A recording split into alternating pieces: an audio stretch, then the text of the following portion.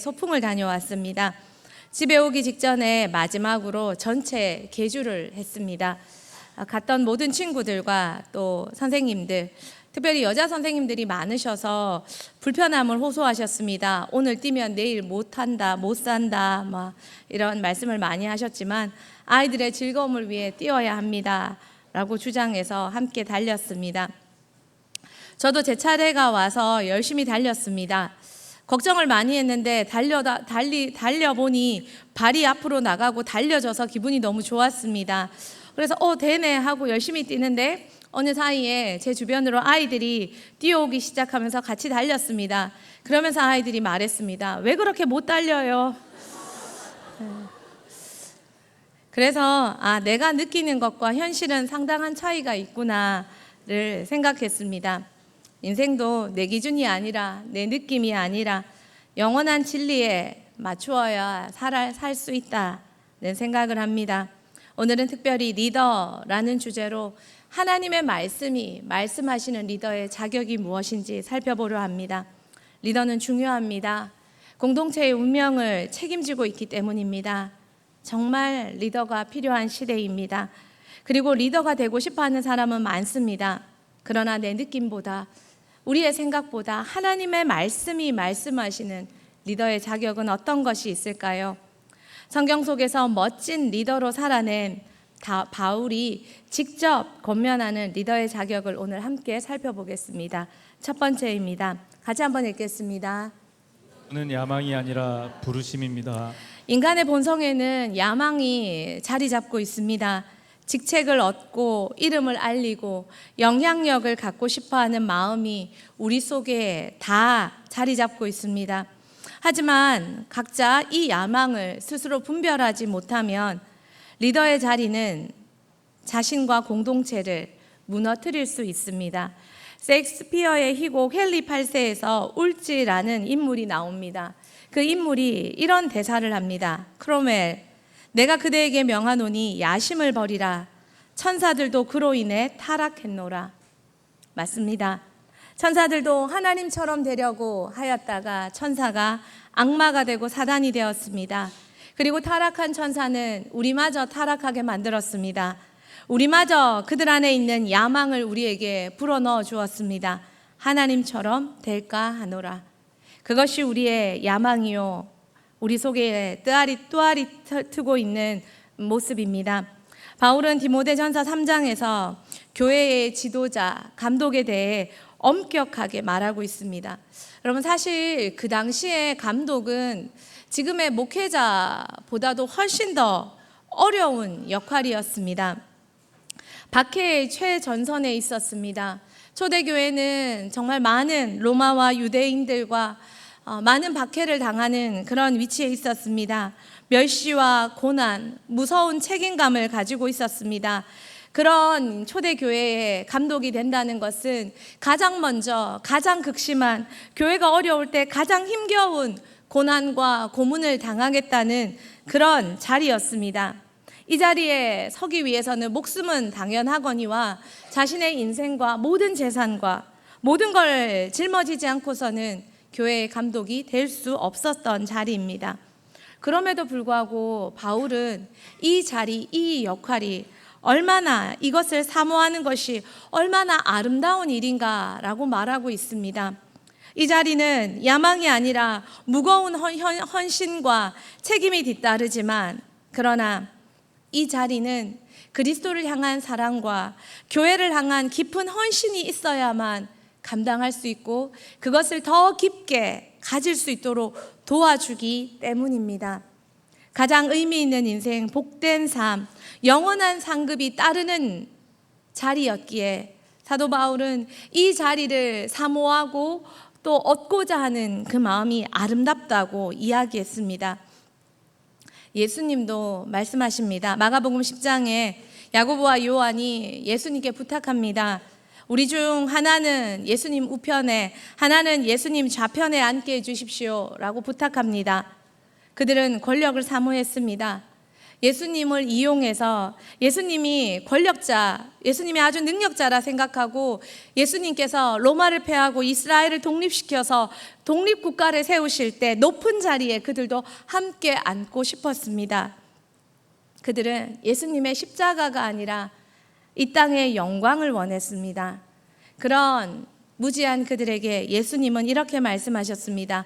마가복음 10장 43절에서 44절 같이 읽겠습니다. 너희 중에는 그렇지 않을지니 너희 중에 누구든지 크고자 하는 자는 너희를 섬기는 자가 되고 너희 중에 누구든지 으뜸이 되고자 하는 자는 모든 사람의 종이 되어야 하리라. 진정한 리더는 높은 자리가 아니라 낮은 자리에서 지배가 아니라 섬김의 모습으로 그리고 자신을 위한 영광이 아니라 하나님 나라의 희생으로 드려져야 함을 예수님은 선명하게 말씀해 주셨습니다. 사무엘 브랭글이라는 사람이 이렇게 말했습니다. 역사는 어떤 사람이 소유했던 직책이 아니라 그의 마음과 인격에 주목한다. 역사가 기억하는 것은 어떤 사람이 어떤 자리에 있었다가 아니라 그가 어떤 삶을 살아냈느냐를 기록합니다. 하나님은 지금도 살아낼 수 있는 사람, 그런 예수님을 닮은 삶을 살 수 있는 사람, 그런 인격과 그런 중심을 가진 사람을 찾고 계십니다. 내가 어떤 자리에 있느냐가 아니라 어떤 모습으로 살고 있느냐가 핵심입니다. 여러분, 당신의 삶은, 우리의 삶은 우리를 세우신 하나님을 만족시키는 삶입니까? 아니면 내가 만족하는 삶입니까? 우리 모두가 하나님의 부르심에 합당한 삶으로 살아낼 수 있는 성숙한 우리 모두가 되길 소망합니다. 두 번째입니다. 좋은 리더는 하나님의 기준으로 세워져야 합니다. 자동이십니다. 맞습니다. 좋은 리더는 하나님의 기준으로 세워져야 합니다. 제 기준이 아니라. 성경 전체에 보면 하나님은 늘 한 사람을 찾아 헤매셨습니다. 하나님은 한 사람이 준비되면 그 사람을 통해 일하셨습니다. 하나님은 어중이 떠중이 다수 그냥 사람 많이 모인 그런 다수 군중 무리를 원하지 않으셨습니다. 예수님도 무리가 아니라 제자로 하나님도 준비된 한 사람으로 그 사람을 찾으셨습니다. 조지 리틀이 이런 시를 썼습니다. 내게 하나님의 사람을 주소서, 한 사람을, 믿음이 그의 마음을 지배하는 사람, 주님의 불에 닿은 혀를 가진 사람, 성실히 환상을 붙든 사람, 그 한 사람이 무너진 성소를 재건하게 하소서.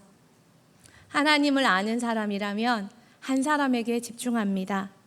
하나님은 준비된 한 사람을 통해 하나님의 역사를 이루십니다. 모세, 기드온, 다윗, 루터, 웨슬리, 윌리엄 캐리 모두 그 한 사람이었습니다. 근데 여러분 아십니까? 하나님은 이렇게 준비된 한 사람을 붙잡으시지만 하나님은 붙잡으신 후에는 그 사람이 어떤 허물과 약점과 부족이 있어도 하나님은 그 사람을 끝까지 기다리시고 사용하신다는 것입니다. 붙들리긴 어렵지만 붙들리고 나서 하나님은 끝까지 신실하게 그를 지지하시고 이끌어 가십니다. 정말 중요한 것은 기회가 왔을 때 여러분의 태도입니다. 다윗은 하나님 앞에 붙들리기 전 골리앗을 만났습니다. 하나님께 쓰임받기 전 골리앗을 만났고 믿음으로 그 앞에 그의 믿음을 보였습니다. 에스더는 민족을 위해 죽기를 각오하고 순종했습니다. 또한 반면에 기회를 놓친 사람도 성경에는 많이 있습니다. 이스라엘 백성이 하나님께 불순종해서 가나안 왕 야빈에게 억압을 당했습니다. 이때 그 가나안 국가의 군대 장관은 시스라였습니다. 불병거를 900대나 가지고 철병거를 900대나 가지고 있었습니다. 매우 강력한 군대를 지휘하고 있었습니다. 이스라엘은 도통 이길 수가 없었습니다. 그때 하나님이 여선지자 드보라를 통해 이스라엘을 구원하시기로 작정하셨습니다. 드보라는 사사로서 바락에게 불러 하나님의 명령을 전달했습니다. 나가서 싸우라. 사사기 4장 8절 말씀 같이 한번 읽겠습니다. 바락이 그에게 이르되 만일 당신이 나와 함께 가면 내가 가려니와 만일 당신이 나와 함께 가지 아니하면 나도 가지 아니하겠노라 하니. 드보라가 나가서 싸우라 하자 바락이 지금 이렇게 말하는 것입니다. 무서워서, 안 될 것 같아서. 당신이 여사사 드보라가 나와 같이 가면 싸우겠습니다. 그러나 당신이 나와 함께 가지 않으면 나도 안 가겠습니다. 바락은 하나님의 명령이 있었지만 그 명령 넘어 하나님의 임재를 100% 믿지 못했습니다. 그리고 자신의 순종의 조건을 걸었습니다. 드보라의 동행이었습니다. 그는 눈에 보이는 사사, 그 여자를 더 의지했고 그 여자에게 책임을 전가하려 했고 그 여자 뒤로 숨었습니다. 이는 믿음 없음과 두려움에 비롯된 반응이었습니다. 그러자 드보라가 이렇게 말합니다. 사사기 4장 9절 말씀 같이 읽겠습니다. 이르되 내가 반드시 너와 함께 가리라. 그러나 내가 이번에 가는 길에서는 영광을 얻지 못하리니 이는 여호와께서 시스라의 여인의 손에 파실 것임이니라 하고 드보라가 일어나 바락과 함께 게데스로 가니라. 전쟁은 이깁니다. 하나님이 이스라엘을 이기게 하시기로 작정하셨기 때문입니다. 그러나 그 승리의 영광은 바락에게 돌아가지 않았습니다. 드보라의 예언대로 다른 한 이름 없는 농가의 여인에게로 돌아갔습니다. 그는 하나님께서 높여줄 기회, 하나님께 쓰임받을 기회, 하나님의 승리와 함께할 기회를 놓쳤습니다. 믿음이 없었기 때문입니다. 여러분은 어떻습니까? 하나님이 주신 기회에 믿음으로 반응하고 있습니까? 리더는 타이밍이 아니라 준비와 순종으로 세워지는 것입니다. 왜냐하면 리더를 세우시는 분은 하나님이시기 때문입니다. 우리가 하나님을 계산하지 않는다면 사람들이 리더를 세우는 것 같습니다. 사람들의 인기, 사람들의 반응, 많은 사람들이 모이는 것. 그래서 많은 군중 앞에 우리는 두려워 떨 수도 있습니다. 저렇게 많은 숫자가 있나? 그러나 게하시가 보지 못했던 것, 하나님의 불말과 불병거가 더 많이 우리를 애워쌌던 것처럼 사람이 세우는 것이 아니라 하나님의 임재, 하나님의 선택, 하나님의 군대가 함께하면 승리할 수 있습니다. 하나님의 사람은 하나님이 직접 세우십니다. 사무엘 블랭글이 지도자에 대해서 이렇게 썼습니다.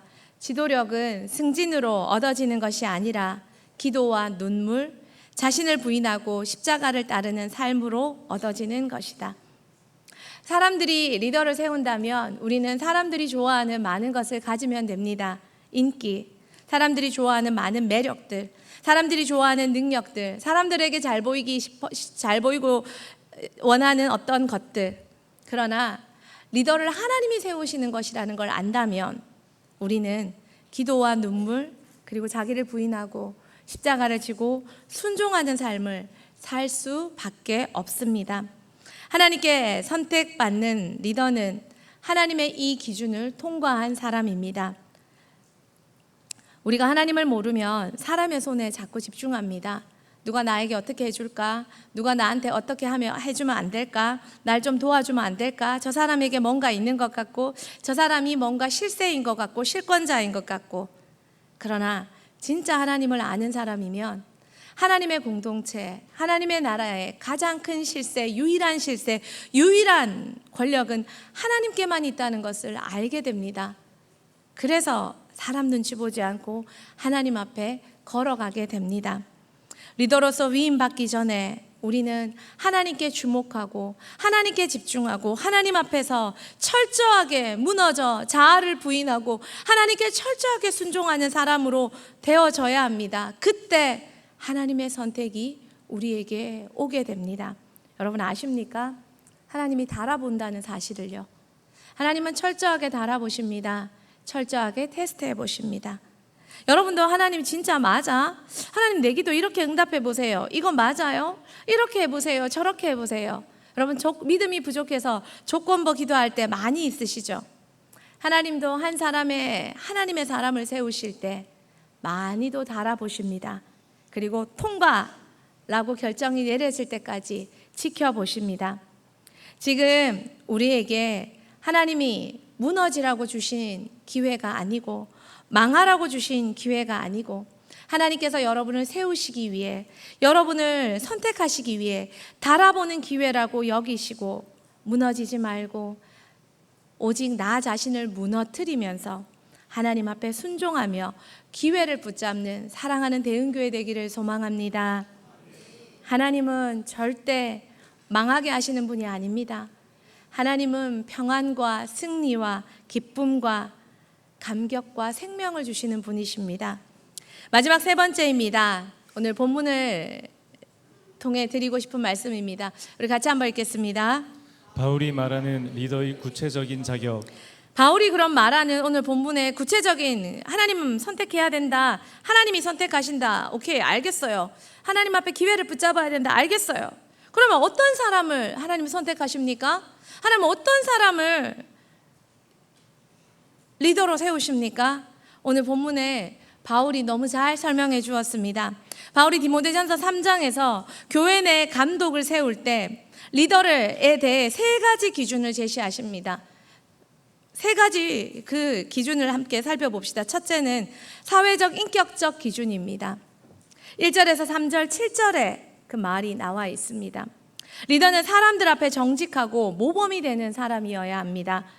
사회에서도 우리가 교회 내 리더를 세운다 할지라도 이 사람이 교회 내 모습만 보는 것이 아니라 세상에서도 어떤 삶을 살았는가를 봐야 합니다. 세상에서 손가락질 받는 사람이라면 곤란합니다. 하나님의 교회가 영광이 가려지기 때문입니다. 교회 내 리더를 세울 때, 교회 내 감독을 세울 때 그 사람이 세상 가운데서도 손가락받지 않는 삶, 술과 다툼, 탐욕에서 자유로운 삶, 술에 매여 있지 않는 삶, 중독되지 않는 삶, 그리고 술을 즐기지 않는 삶, 다툼이 없는 삶, 그리고 탐욕, 돈의 욕심에서 자유로운 삶. 여러분, 하나님의 리더들은 교회 안에서 여러 가지 하나님의 일들을 해야 합니다. 그런데 그때마다 내가 이익이 되는 대로, 내가 유익이 되는 대로, 내게 좀 더 많은 것들이 들어오는 대로 선택한다면 하나님의 교회가, 하나님의 공동체가 아름답게 보존될 수 있을까요? 하나님이 기뻐하시는 방향으로 갈 수 있을까요? 그러므로 하나님의 사람을 세우지만 그 사람이 사회에서 어떻게 살았는지, 자신의 욕구와 자신의 이익 앞에서도 외면할 수 있는지, 돈의 문제에서도 정직하고 깨끗하고 신실하게 내 이익이 아니라 하나님께 영광이 되고 하나님이 기뻐하시고 나는 손해보더라도 나에게는 아무 것이 없더라도 그렇게 걸어갈 수 있는가? 그래서 돈 문제가 있는 사람은 하나님 앞에 설 수 없습니다. 싸우지 말아야 됩니다. 또 절제와 온유함이 있는 삶을 살아야 된다고 1절에서 3절에 말하고 있습니다. 7절에 세상 사람들조차 인정하는 삶을 사는 사람, 그 사람을 교회의 리더로 세우라고 성경은 우리에게 권면해주고 있습니다. 또 두 번째는 가정에서의 삶입니다. 2절과 4, 5절에 말해주고 있습니다. 리더는 먼저 부부관계에서 정직해야 합니다. 한 아내의 한 남편이라고 말합니다. 이 시대에 물질과 권력과 여러 가지 힘을 가지면 한 남자는 한 아내가 아니라 여러 아내도 둘 수 있습니다. 첩도 둘 수 있습니다. 능력에 따라서, 욕구에 따라서. 그러나 여성들의 인권이 지금처럼 보장되지 못했습니다. 그러나 교회 내 리더는 욕구가 아니라, 권력이 아니라, 자신의 욕정대로가 아니라 부부관계에서 한 남자와 한 여자, 창조 때의 그 모습으로 가정에서도 그런 부부관계를 대등한, 평등한, 그리고 존경하는 서로 간의 부부관계를, 그리고 사랑하는 부부관계를 가진 사람이어야 한다고 말합니다. 또 자녀와의 관계에서 자녀에게 존경을 받고 자녀에게 신뢰를 받으며 자녀를 잘 다스리는 사람이어야 한다고 말합니다. 가정은 목회나 사역보다 먼저 하나님께서 주신 사명지라는 걸 바울은 말해줍니다. 또 특별히 5절에는 이렇게 말합니다. 우리 5절 같이 한번 읽어볼까요? 네, 그대로 띄우시면 됩니다. 같이 한번 읽겠습니다. 사람이 자기 집을 다스릴 줄 알지 못하면 어찌 하나님의 교회를 돌보리요. 예, 사람이 자기 집도 못 다스리는데 어떻게 교회를 다스릴 수 있습니까? 라는 말입니다. 근데 참 재미있는 것은 바울이 결혼을 했습니까? 안 했습니다. 그런데 바울은 교회 내 리더를 세울 때 가정 생활까지 조목조목 말을 하고 있습니다. 바울은 결혼을 한 사람들, 가정을 가진 사람들에게 이 가정이 얼마나 우선되고 중요하다는 걸 결혼하지 않은 바울은 경험으로서가 아니라 진리로 알고 있기 때문에 말해주는 것입니다. 그러므로 저도 말할 자격이 되지요. 가정생활 승리하셔야 됩니다. 부부관계에서 승리하셔야 됩니다. 자녀의 다스림에서 승리하셔야 됩니다. 하나님이 세우시는 리더는 가정에서 먼저 신뢰받는 사람이 되어야 합니다. 아내라면 남편으로부터, 남편이라면 아내에게서부터, 부모라면 자녀에게서부터, 자녀라면 부모로부터 신뢰받는 관계로 그 가정이 다스려져야 합니다. 포기하지 말고 나는 안 되니까 안 되겠네 그럼 포기하지 마시고 가정이 하나님의 뜻대로 세워지도록 포기하지 말고 지금부터라도 기도한다면 이렇게 말씀으로 기준을 제시하신 하나님께서 여러분을 사랑하시고 여러분을 기대하시기 때문에 여러분이 말씀에 근거하여 이런 가정을 꿈꾸며 하나님 앞에 나아간다면 이런 가정이 반드시 되게 하실 줄 믿습니다. 되게 하시며 여러분도 여러분의 가정도 여러분의 자손들도 하나님이 반드시 쓰실 줄 믿습니다. 여러분이 포기하고 무너지면 여러분 자녀들은 어떡합니까? 여러분이 우리 가정 안 되겠네 하면 여러분의 자녀들은 어떡합니까? 안 되는 가정에 살아야 합니까? 안 되는 가정 때문에 자녀 역시 나도 가정 때문에 안 되겠네 라는 동일한 말을 해야 합니까? 사랑하는 대은교회 성도 여러분, 대은교회 포기는 없습니다. 대은교회에 할 수 없으면 없습니다. 하나님이 제시하셨다면 안 돼가 아니라 제시하신 하나님은 주실 능력도 믿고 그 말씀 붙잡고 걸어가는 우리가 되길 소망합니다. 대은교회 모든 가정은 세워질지어다. 리더를 세우길 원하십니까? 여러분 자녀가 리더 되길 원하십니까? 우리 먼저 가정을 세우는 우리가 되길 소망합니다. 엄마입니까? 아빠입니까? 아내입니까? 남편입니까? 부모입니까? 자녀입니까? 바울은 스스로 결혼하지 않고 살았지만 그럼에도 가정을 가진 자에게 가정에서의 각자의 역할에서 최선을 다할 것을, 그것이 리더로서 얼마나 중요한지 말해주고 있습니다. 이 말씀을 붙잡는 대은교회 되길 축복합니다. 마지막 세 번째로 리더의 조건은 신앙적으로 성숙한 사람이어야 한다고 말합니다. 6절입니다. 혹시 6절이 준비가 되겠습니까? 네, 같이 한번 읽겠습니다.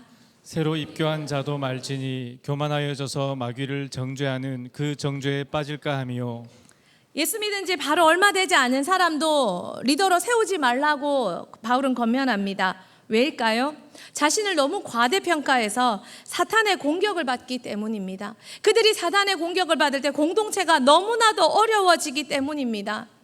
믿음이 연약한, 아직 믿은 지 얼마 안 되는, 아직 미성숙한, 아무리 많은 능력을 갖추고 있고 아무리 인격적으로 고매하다 할지라도 믿음의 원숙함이 없다면 그들은 믿음을 키울 기회도, 여러 가지 영적인 은사를 키울 기회도 잃어버리게 됩니다. 그리고 사단은 그들의 아직까지 부족한 믿음 없음과 분별력이, 진리에 근거한 분별력이 부족한 틈을 타고 사단은 너무 많이 공격합니다.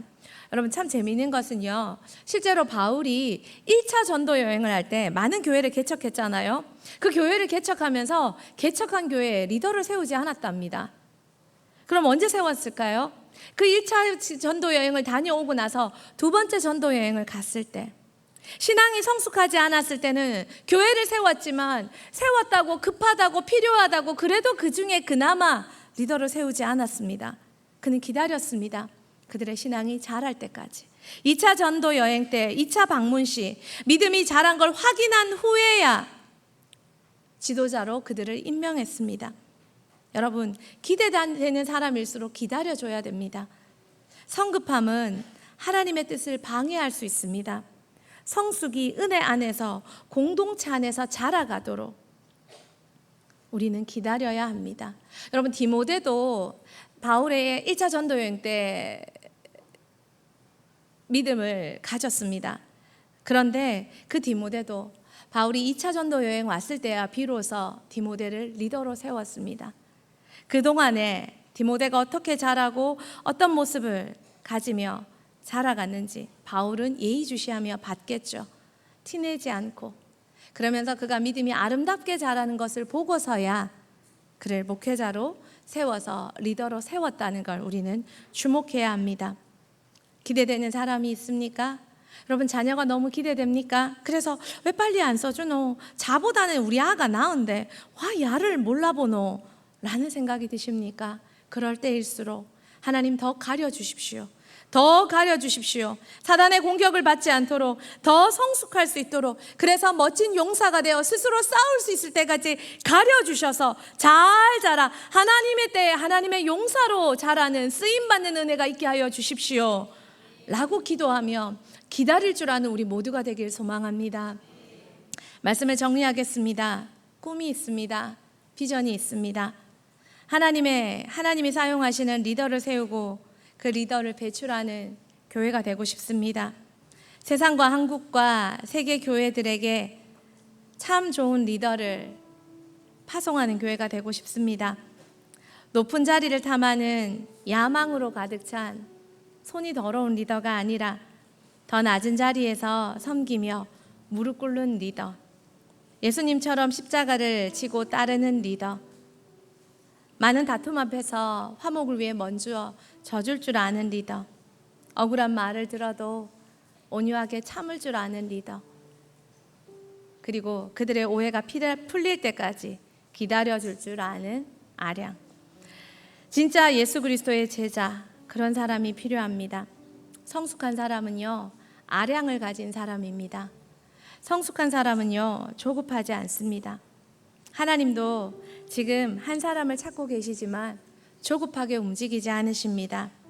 그리고 하나님은 지금 우리 교회를 주목하며 바라보고 계실 것입니다. 우리이기를 소망합니다. 또 이렇게 기도하는 우리이어야 합니다.